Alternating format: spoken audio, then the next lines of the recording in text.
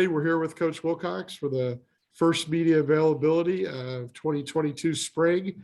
As those of you just saw, we just sent out a press release and some social media about our spring showcase on April 30th. So we'll be happy to field questions about that. Then obviously we get started with the first practice on April 6th. A bunch more details in the email, but we'll go ahead and start. If you have a question for Coach Wilcox, go ahead and let me know in the chat. I'll call upon you and we'll get rolling.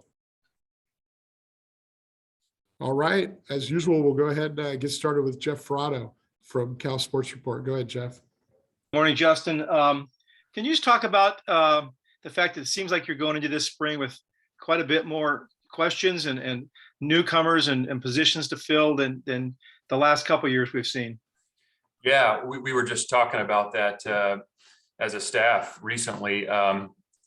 Spring football is always really kind of one of the most enjoyable times of the year for us as a coaching staff, because you're getting to see the growth and maturity of the players in the program. And as you mentioned, there's not the number of incumbents that we've had in the past. And last year was a bit unique with the super seniors, so to speak, but it's going to be a very, very competitive camp or spring camp across the board. I mean, if you just look offensively and defensively at the number of what you would assume are incumbents, there's just a limited number. But the good news is there's a lot of talented guys with a lot of potential, which is a good thing. And now we got to help them realize that potential through spring ball, summer workouts, and fall camp as we prepare for the season. But it's going to be highly, highly competitive. And I think all of us are really excited to see this thing take shape.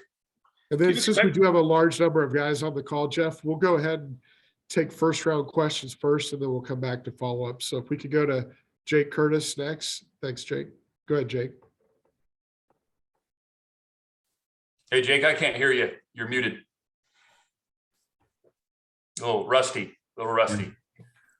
What's the status of Brett Johnson, and what other injury issues do you have of players who won't be participating? Yeah, great. So Brett is going to be with us during spring football. And to be honest, we're going to be the ones probably holding him back a little bit. He's done an incredible job in the last 12 months or so in terms of his rehab and how he's approached it mentally and physically. He's a very, very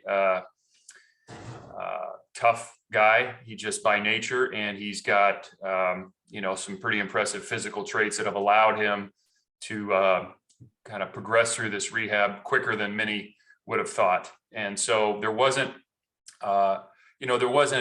great precedent for the injury he had. And so a lot of it was, day by day, week by week, but he's done a really good job. He looks good, and he'll be with us during spring football.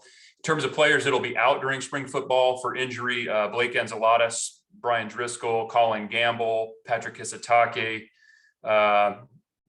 Jeremiah, and Craig Woodson. All those guys will be out of spring football. Now they'll be active on the sidelines and things like that.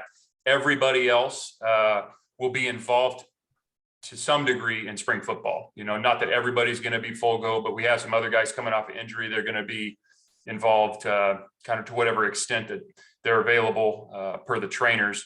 But those are the only guys that'll be out. There's a couple other guys who will be not with us anymore. One would be Aaron Maldonado, and he's had some tough issues in terms of medically speaking. He just had a number of injuries throughout his career, and so we appreciate everything Aaron's done, and he's going to finish school here. And then Will Craig has informed us he'll no longer be playing football, and so we wish Will nothing but the best moving forward.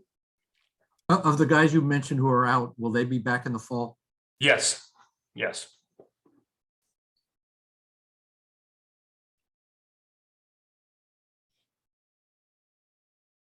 Sorry about that. I'm out of practice as well as I'm mute. We'll go to any other first round questions we have. Please let us know if you have a question for Coach. Otherwise, we'll go back to Jeff. But if you do have a question, we'll give you a few seconds here and go from there. Okay, feel free to chime in when you can. We will go back to Jeff for a follow-up. Go ahead, Jeff. Justin, can you talk about the impact you expect Xavier Carlton and Jackson Sermon to have on your defense, the two 4-year transfers that you brought in? Yep. So we know X well from recruiting. He was local until he moved to Utah late in his high school career. So we knew him well. He got some experience down there at Utah and decided he wanted to join us this offseason. We were glad to get him.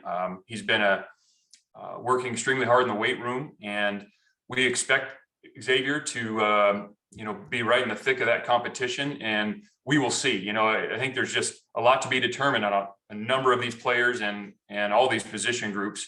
But he's a 6'6", 270-pound guy. He's got long arms.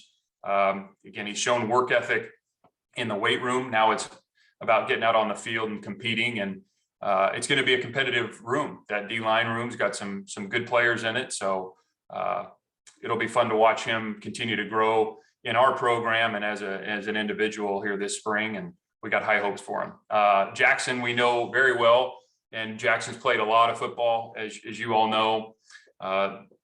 Started up there at Washington, has been a very productive player, and we expect Jackson to have a major impact for us. And again, that linebacker room, the inside linebacker room specifically, has got some good players in it. And I would expect us to play more than 2 guys, but we will see. Again, this spring's really less about the depth chart and more about those guys growing individually, and whether they're seniors or freshmen, it's about individually them growing and our unit developing an identity and how we want to play football.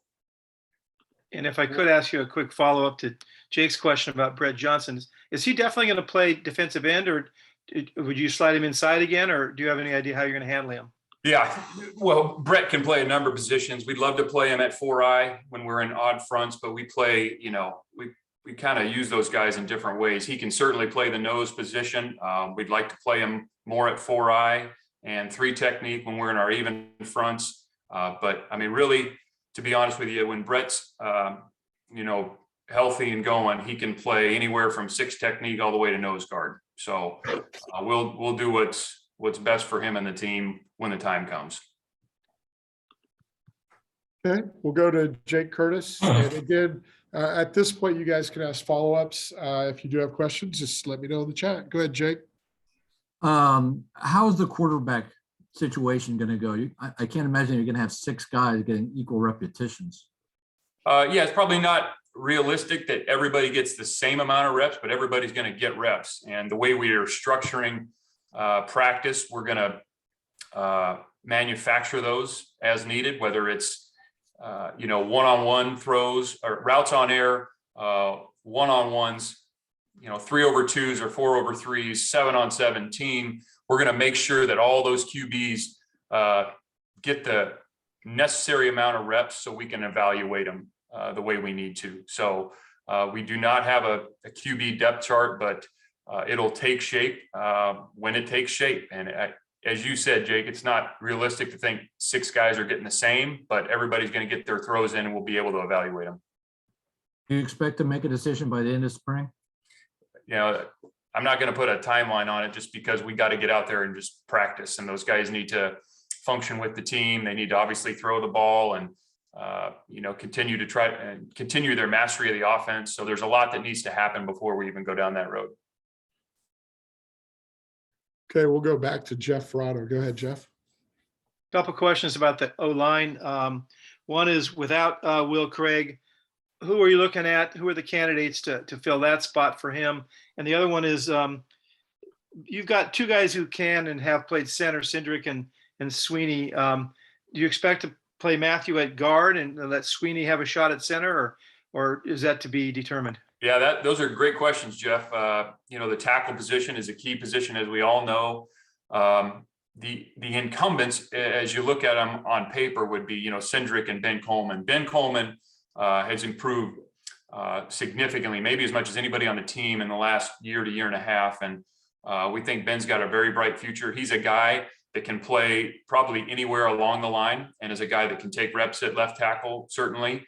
There's some other candidates in there as well, with some of those younger guys that played some last year. Bastion did play last year and played center. We really like Sindo in there. Sindo can play really any of those interior 3 spots, either guard or the center spot, and has done that. Brian Driscoll, who won't be with us in spring, but will be with us in fall, has also played good football for us. So I think that thing probably won't get settled until we have everybody back and healthy. That group this spring, because there are some injuries that are holding guys out, is thinner than the others. I mean, that's the reality of it. So we'll do what we need to do in terms of evaluating everybody this spring. And there's certainly room that in the fall we could still shuffle a couple guys, but the way we've coached them around here and teach them around here, guys play multiple positions anyway along that front, just so we always have our best players on the field, not necessarily the 2 at the left guard, for example. So. Okay, we'll go to Jesse Stewart for Rivals. Go ahead, Jesse. Yeah, so kind of touching back on coaching and on like players working together. How much have you guys been able to like see them, or like do you know how much they've been working together? And have you guys, like especially some of the newer coaches on staff, been able to work or talk with the guys at all outside of just the standard strength stuff? Yeah, so you have your on the field stuff with the strength and conditioning group. We've had some, we're allowed a couple hours of meeting time, during their 8-hour period. So we've utilized that as well. So we've spent a good amount of time with the players, this off season, even leading up to spring ball. And that was on purpose, because we do have a number of players who again, we feel really good about their potential, but they just have a little bit less experience. So we wanted to get some more time with them at a number of positions. So it's been really good. And also with some of the coaches that have come on board, just getting them familiar with some of the new guys as well. Okay, we'll go to Jackson Moore from Bear Territory. Coach, you've got Go a ahead. quarterback room with some older guys that have played elsewhere and some younger guys that are still developing. Just how does that that room, the way it is right now, how does that affect how you approach that group? Well, all of them, the goal is for spring, just like every other position group, to help those guys take the next step in their development, whatever that means. And, in college football in this day and age, that's not only in the QB room, it's through a number of positions with the way that college football has changed and shifted with the transfer portal. And we're adjusting with it. So how we teach the game, how our systems are set up, to be friendly to guys that are going to be new to the program, and we want to get them up to speed quickly. We put a lot of thought into that, the verbiage and the semantics. So it makes sense and it's user friendly, so to speak. But we like that room, and it's again, it's competitive, and we think there's some talented guys in there, and they're going to get their opportunities in spring ball to grow and compete in these next 15 practices, which will shape what that position looks like moving into summer and the fall. Okay, we'll go to Jake Curtis. Yeah, any significant position changes? No, not necessarily. I think everybody's probably right where you would suspect they would be. Okay, we'll go to Jeff Ferrado. Jeff? We haven't asked you about the running back room. Do you have a pecking order? I mean, does Damian Moore go in as the number 1 at this point? And also, if you could tell us what you think Jaden Ott's impact could be as a freshman. Yeah. So the running back room, again, a number of guys, that have, some have played. Damian has played the most. And Damian has had some good moments in his first couple of years here. I think this offseason was very good for Damian in terms of developing his body physically, which has been something we've challenged him on. And he's got some very good skills as a runner. We know, and Damian knows, that we have to take care of the football, and our offense did a great job of that last year. But that's something he can improve on, is taking care of the football. I don't know that there's a pecking order. Again, it's probably going to be by committee, unless one of those guys sets himself apart by what they do, here in spring ball and fall camp. You asked a bit more about Jaden Ott. Jaden got here mid-year. He is a very eager guy.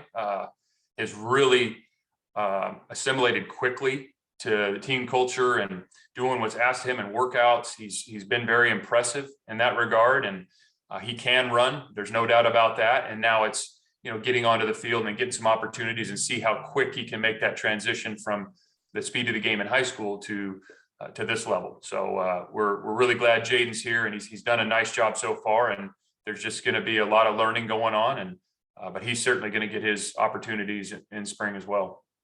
And if I could ask you about the tight ends, you lost 3 seniors, but you had 2 freshmen last year, came in with a lot of attention on them. I just wonder if you could talk about what the role of Kaleki Latu and Jermaine Terry will be. And Jermaine was a guy that I think all of us kind of expected would maybe do more as a freshman. Can you talk about, what he has to do to have the kind of impact everyone sort of expects out of him? Well, I think he's got to do what he's been doing. He's worked extremely hard since he's been here. And if you remember, he had a injury last spring, which slowed him down a bit in the summer before he could get back going in the fall. But Jermaine, he's a big guy. He's physical. He cares, man. I mean, he loves football. He is all into this, and he spends as much time around here as anybody. I feel like he's just always in the building, and he's watching tape on his own, or he's getting an extra workout. He is totally invested in this. We have high hopes for Jermaine, and we just need him to keep being Jermaine, and he's going to get better and improve. And that position, as you've probably heard, and it's very much true, is, what's on their plate in term mentally and physically is pretty demanding. I mean, they're truly, the tight end is part of the run game. They're part of the pass game. They got to understand formations and concepts. And so there's a lot to that position, and coming in as a young guy, it can be challenging, but we feel really good about him and Kaleki, who's a different style of player. And then I think those other guys, Nick Alfton can have a role. Mojo, excited to see what he's going to do. And Jake Muller, who was out a majority of last year, will be good for him to get back out there and see what he can bring to the table. So we like that room. It's just very inexperienced. And has Kaleki been able to add any strength or weight? Yeah, he's still a young guy and growing. He's absolutely gained some weight. He's about 6'6", I would say. And I don't recall what his latest weigh in, but he's gained significant weight since he's been here, and he's going to continue. I mean, he's still a young guy, and he's going to continue to grow physically. That's a little segue. We'll have an updated roster up later today that'll have current weights. We just got them from our coach late last night from our strength and conditioning. So we'll have that for you guys. So just check later today. We'll have that for you. Any further questions for Coach for today? If you do, let me know in the chat. Looks like Jeff does have another one. Go ahead, Jeff. Feel free to follow up with any other questions you have as well, Jeff. Okay. I was wondering if you could talk about the 3 young wide receivers who, you got a bunch of receivers, but Hunter Sturdivant and Maven Anderson. The 2 freshmen last year didn't get to play a lot, but you've got some openings there. Yeah.